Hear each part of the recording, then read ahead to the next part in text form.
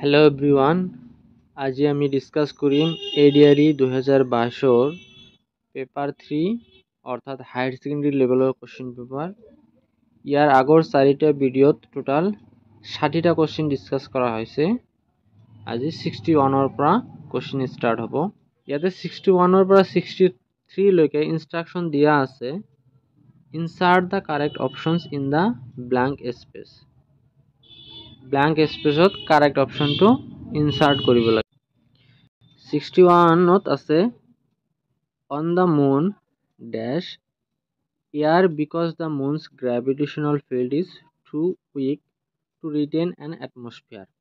ইয়াতে কৈছে মুনত গ্ৰেভিটেশনাল পুল উইক থকাৰ কাৰণে ইয়াৰ এটমস্ফিয়াৰক ধৰি ৰাখিব নোৱাৰে। অপশন আছে এ there is no, B where no, C no, D আছে is no। ইয়াতে কারেক্ট আনসার হয়ে যাব option A there is no। আর কমপ্লিট সেন্টেন্সটো হ'ব on the moon there is no air because the moon's gravitational field is too weak to retain an atmosphere। অর্থাৎ মুনত গ্ৰেভিটেশনাল field মাধ্যাকৰ্ষণিক যেটো ক্ষেত্ৰ আছে ফিল্ড আছে কমজোৰি হোৱাৰ কাৰণে দুৰ্বল হোৱাৰ কাৰণে মুনে এটমস্ফিয়াৰ ধৰি ৰাখিব নোৱাৰে। Question number 62 dash in front of a camera lens changes the color of the light that reaches the film। এটো অপশন কেটা চেক কৰিলে এটো কারেক্ট আনসার হ'ব Option C, a filter placed in front of a camera lens changes। এটা camera লেন্সৰ সন্মুখত এই filter place কৰা হৈছে যিয়ে চেঞ্জ কৰে the color of the light that reaches the film। ফিল্মটোলৈকে যেটো কালাৰ পাস হৈ যায় এই কালাৰ যেটো লাইট পাস হৈ যায় সেই লাইটৰ কালাৰ চেঞ্জ কৰে কোনে ফিল্টাৰটো। ওদিকে অপশন হ'ব C. Question number 63 in 1850 Yale University established Sheffield Scientific School। 1850 Yale University Sheffield Scientific School establish কৰিছিল। তাৰ পিছত ড্যাশ আছে আৰু গোটেইকেইটা অপশন যদি চেক কৰা যায় এইটো কারেক্ট হয়ে যাব where engineers were educated। তো অপশন বি হ'ব correct answer. In 1850 Yale University established Sheffield Scientific School where engineers were educated। য'ত ইঞ্জিনিয়াৰক শিক্ষা দীক্ষা দিয়া হৈছিল। ইনস্ট্রাকশন দিয়া আছে from question 64 to 67 choose the correct pair of words which are synonyms to each other। synonyms মানে সমাৰ্থক শব্দ এটা আনটোৰ লগত মিল থকা। কোৱেশ্চন নম্বৰ 64 ইয়াতে অপশন এ আছে এমিগ্ৰেন্ট ইমিগ্ৰেন্ট। এইটো আসলতে এটা আনটোৰ এন্টোনিমস হৈছে অপোজিট হৈছে। অপশন বি এত আছে পিচ পিয়াৰ্স। পিচ মানে হৈছে টুকুৰা আৰু পিয়াৰ্স মানে হৈছে কোনো এটা বস্তুত ছিদ্ৰ কৰা হোল কৰা ফুটা কৰা। অপশন ডি ত আছে ইৰিটেট আৰু ইনস্টিগেট। ইৰিটেট মানে কোনো এটা বস্তু বাৰবাৰ যদি বাৰে বাৰে কৈ থকা হয় তেনেহলে মানুহজন ইৰিটেট হৈ যায় মানে এটো আৰু শুনিব নিবিচাৰে হেতু কোৱা হয় ইৰিটেট। ইনস্টিগেট মানে কি উত্তেজিত কৰা কোনোবা এজনক এটো হৈছে ইনস্টিগেট। এইটোৰ লগত মিল নাই গতিকে আমাৰ কাৰেক্ট আনসাৰ হৈ যাব অপশন সি এটো হ'ব ফ্ৰুগেল থ্ৰিফটি। আৰু এই দুয়োটাৰৰ মিনিং হৈছে ইকোনমিক্যাল।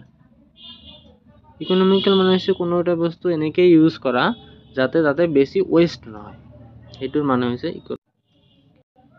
কোৱেশ্চন নম্বৰ 65 ইয়াতেও সিনোনিমস দিছে।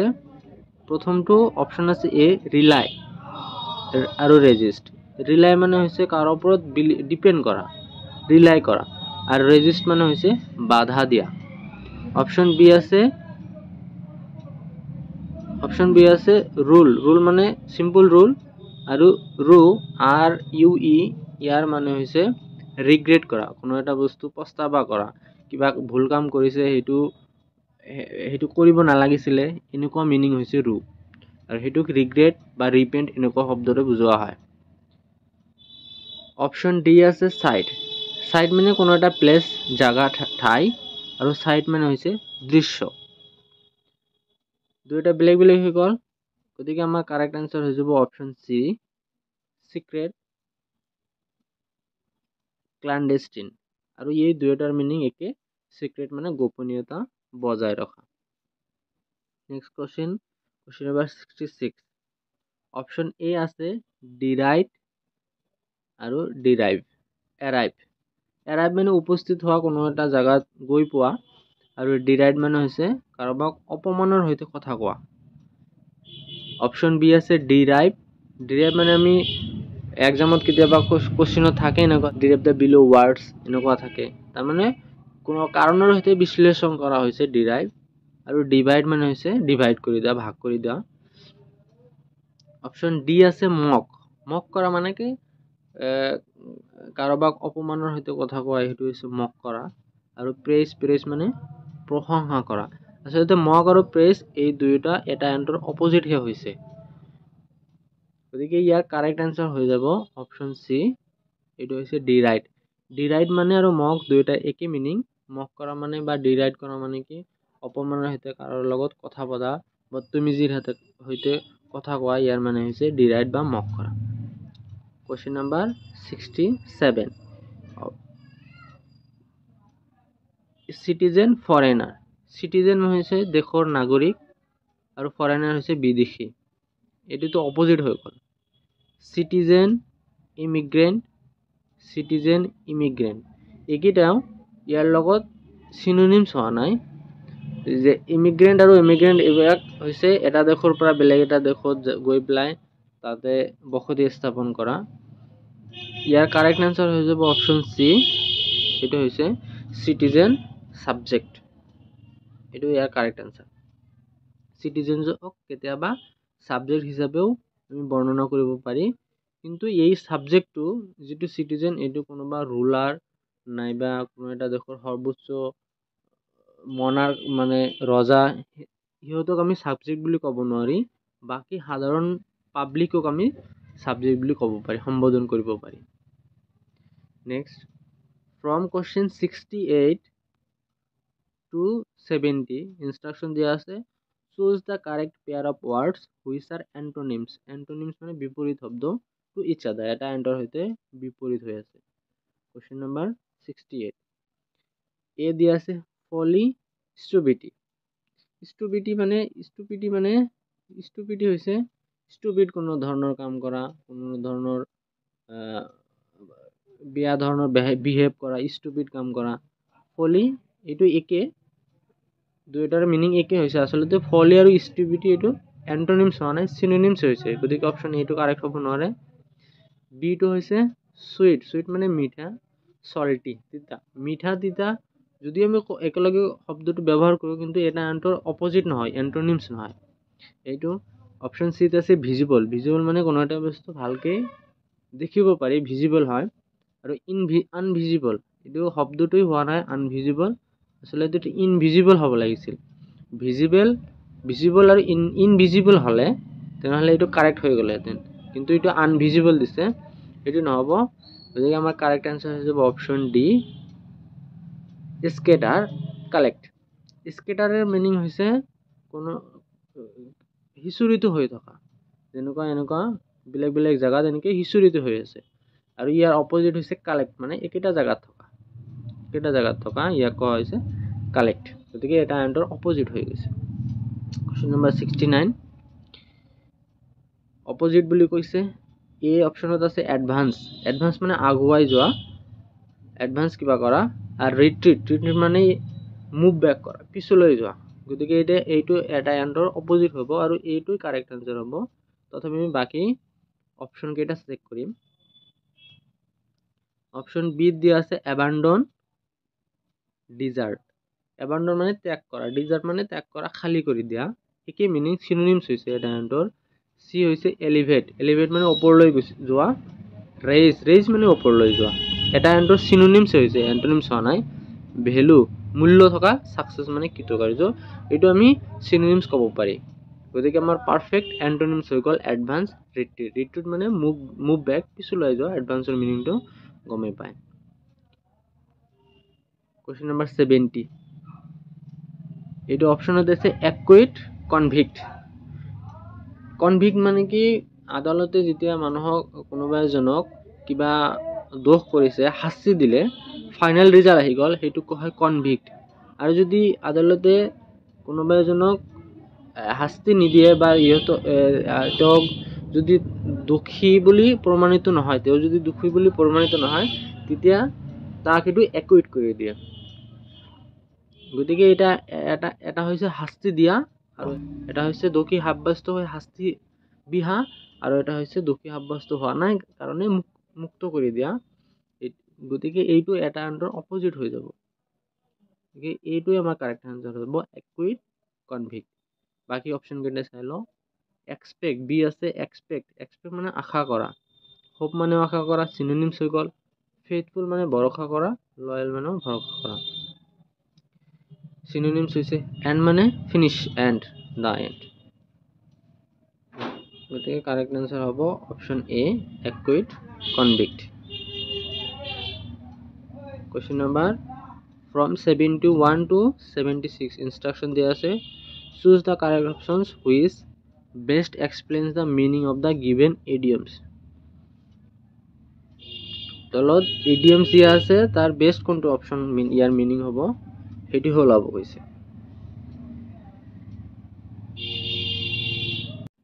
ইডিয়ম মানে হৈছে ফকৰা যোজনা, ইডিয়মছৰ মিনিং হৈছে ফকৰা যোজনা। কোয়েশ্চন নাম্বাৰ 71 আছে টু স্প্লিট হেয়াৰ্স। ইয়াৰ মানে হৈছে যে কাজিয়া পেচাল কৰা, কাজিয়া লগোৱা এনেকুৱা। গতিকে অপশন কেইটা চালে টু কোৱাৰেল বিটাৰলি, এইটো কাৰেক্ট হ'ব। অপশন বি আছে to complain about every simple detail, small detail, সৰু ডিটেইলছৰ কাৰণে কমপ্লেইন কৰা, এইটো নহয়। টু আৰ্গু এবাউট ট্ৰিফেলছ, আৰ্গু কৰা, তৰ্ক কৰা, এনেকুৱা নহয়। টু ষ্টাডি এভৰি ডিটেইল মাইনুটলি, সৰু বস্তু, সৰু ডিটেইল, একেবাৰে সৰু ডিটেইল ষ্টাডি কৰা। গতিকে ইয়াৰ কাৰেক্ট এনসাৰ হৈ যাব, perfect answer option A, to quarrel bitterly, কাজিয়া পেচাল কৰা। Question number 72, nail the line to the counter. ইয়াৰ মিনিং হৈছে যে কোনোবা এজনক পাব্লিকলি এক্সপ'জ কৰা, কোনোবাই মিছা মাতিছে, কিবা মিছা ষ্টেটমেণ্ট দিছে, পাব্লিকলি সেইটো ইয়াক এক্সপ'জ কৰা যে তুমি এনেকৈ মিছা কৈছা। গতিকে এইটো অপশন বিত আছে, গতিকে বি আমাৰ কাৰেক্ট আনসাৰ হ'ব, to expose publicly. Question number 73, to see red, ৰঙা দেখা। ইয়াৰ মানে হৈছে যে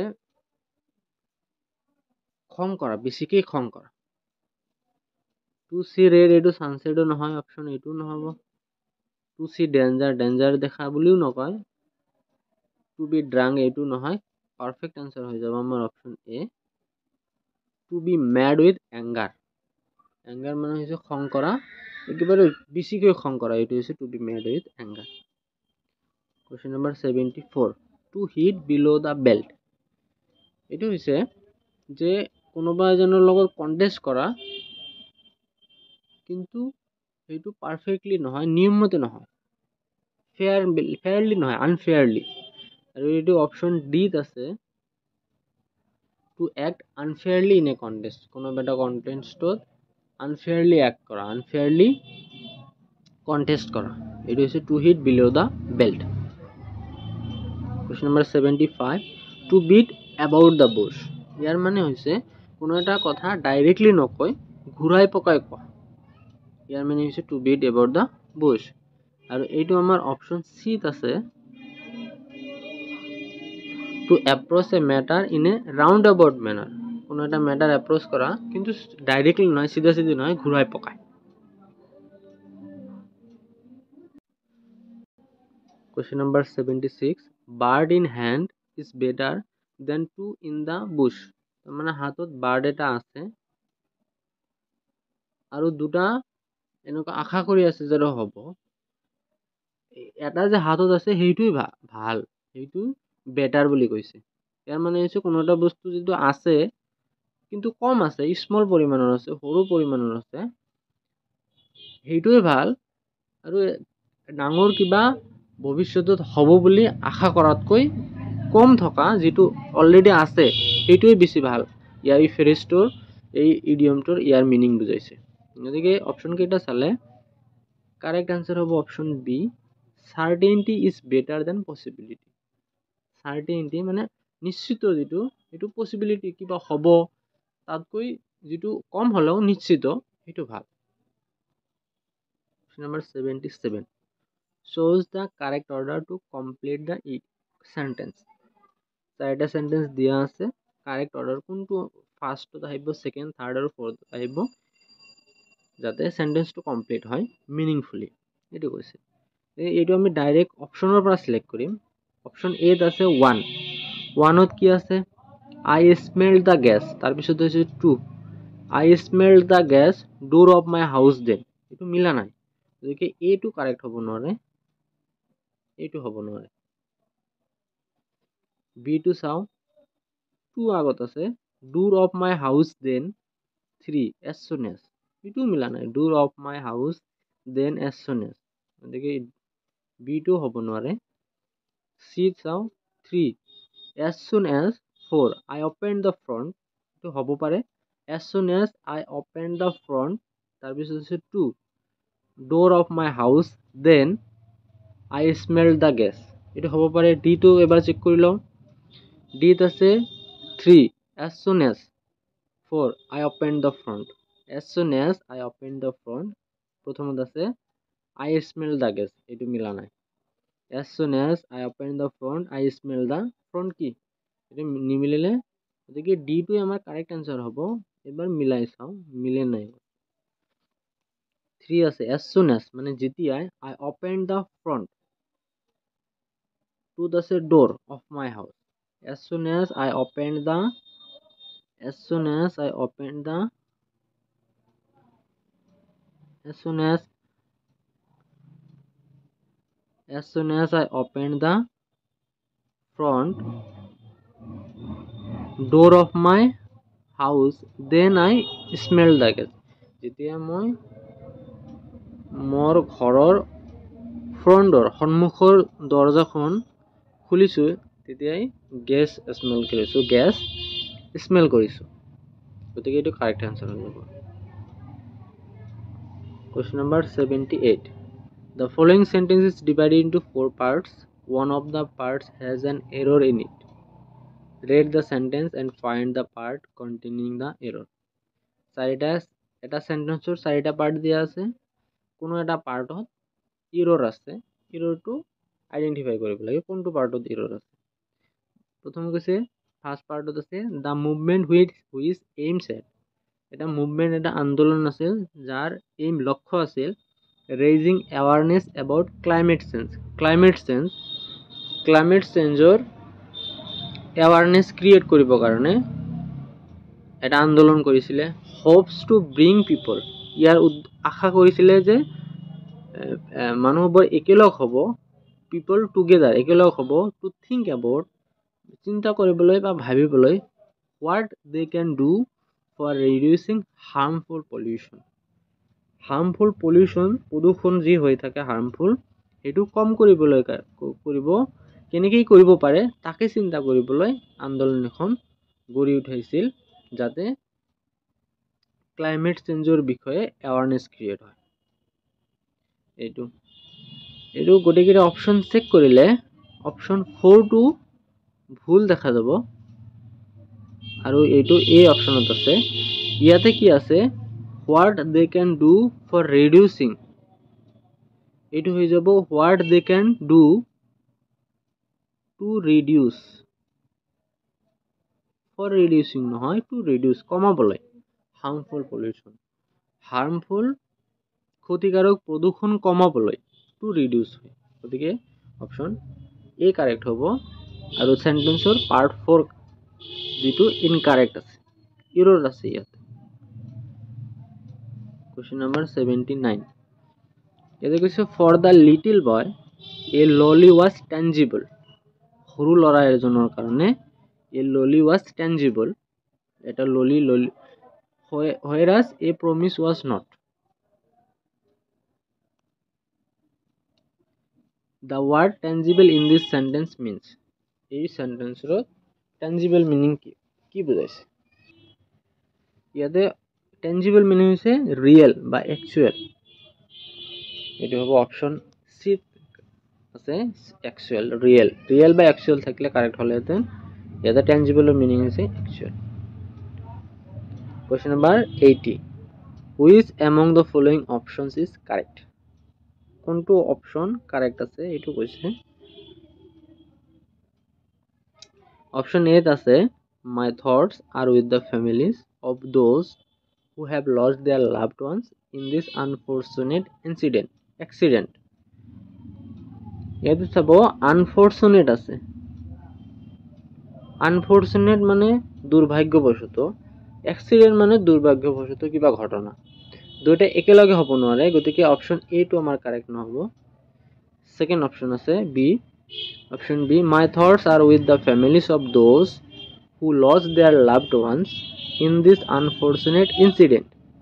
ইয়াতে আনফরচুনেট ইনসিডেন্ট তো আছে, এটো কারেক্ট আছে যে মোর চিন্তা ভাবনা সেইবোৰ ফ্যামিলিৰ হৈতে যাৰ লাভড ওয়ান্স ভাল পোৱা মানুহবোৰ এই আনফৰচুনেট ইনসিডেন্ট দুৰ্ভাগ্যবশত ঘটনাত লস্ট হৈছে বা হেৰুৱাইছে বা মৰিছে, এনেকুৱা ইয়াৰ মিনিং হৈছে। এটা চাব ইয়াতে একটা গ্রামাটিক্যাল মিস্টেক আছে কি of those who has lost, এটো ইয়াতে হ্যাজ নহয় পেলাই হ্যাভ হে হ'ব, who have lost their loved ones, গতিকে এইটো হ'ব নোৱাৰে। অপশন সি টো চাও my thoughts are with the families of those who have lost their loved ones in this unfortunate events মানে ঘটনা, এইটো কারেক্ট হোৱা নাই, ইনসিডেন্ট হ'ব লাগিছিলে। গতিকে আমাৰ finally correct answer option D টো হৈ যাব, অপশন ডি টো কারেক্ট হৈ যাব। ইয়াতে কৈছে my thoughts are with the families of those who have, এটো have আছে lost their loved ones in this unfortunate incident হৈছে, গতিকে অপশন ডি টো কারেক্ট হৈ যাব। এনেকৈ অপশন কেইটা পঢ়ি সিলেক্ট কৰিলে ভাল হয়।